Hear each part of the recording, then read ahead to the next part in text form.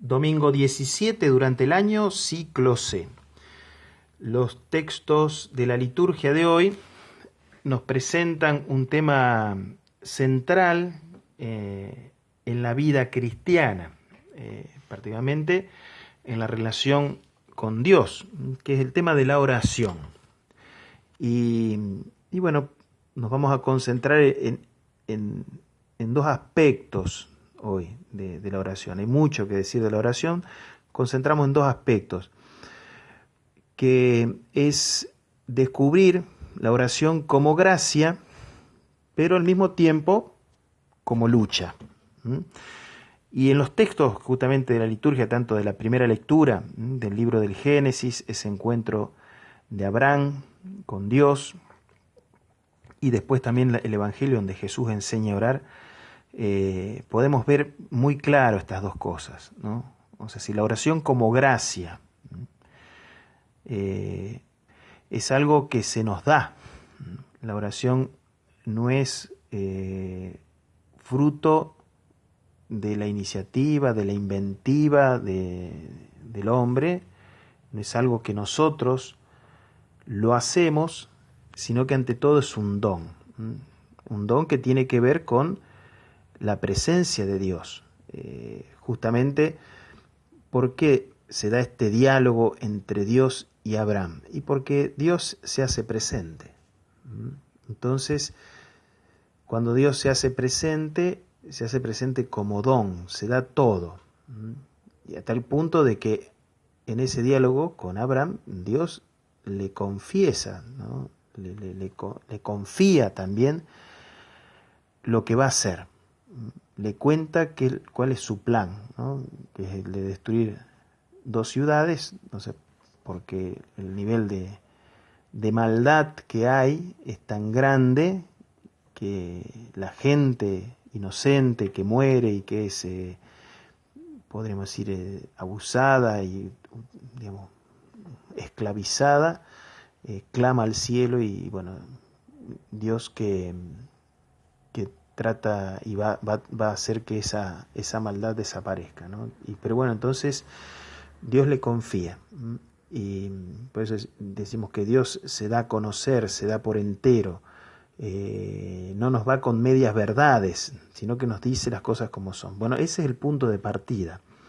La oración como una gracia, como un don. Dios que en su libertad elige hablar con nosotros, cuando no tendría por qué, digamos, pero bueno, elige hablar con nosotros. Bueno, ese es el primer punto, ser conscientes de que la oración es ante todo un don, una gracia.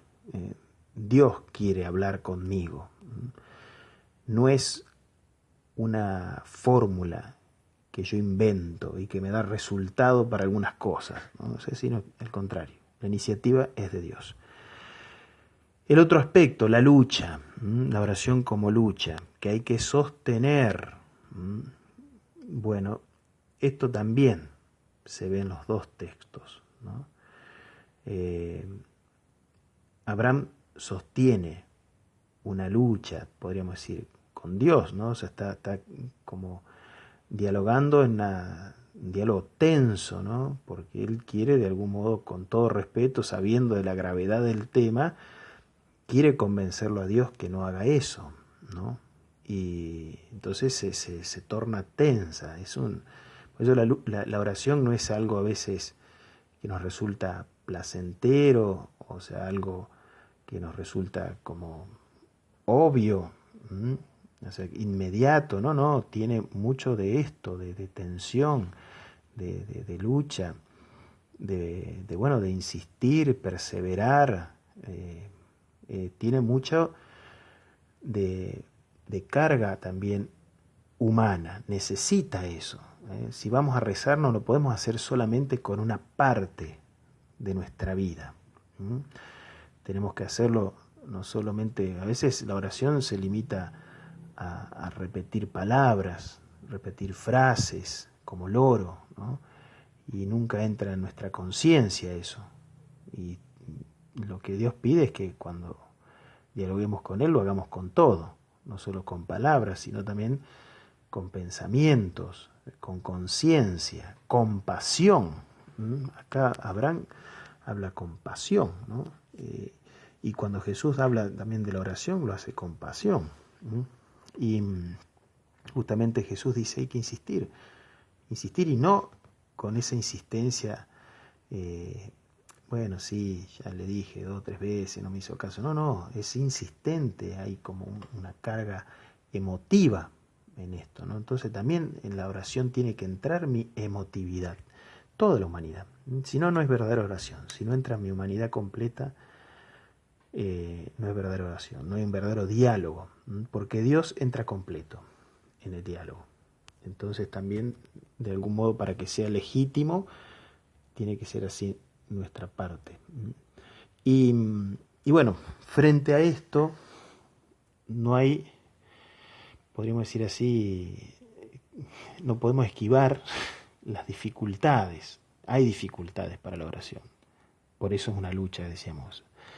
Entonces, bueno, simplemente mencionamos 3 dificultades que pueden ser por ahí bastante orientadoras de otras, ¿no? A veces una primera dificultad es la visión que tenemos de Dios. ¿Qué visión tenemos nosotros de Dios? Por eso si nuestra visión es parcial, no vemos a Dios como una persona, ¿no? Como lo que realmente es, ¿no? Sino como, bueno, como una idea, como un ser superior. Cuando uno le reza a Dios como un ser superior, es eso, no es oración, es rezo.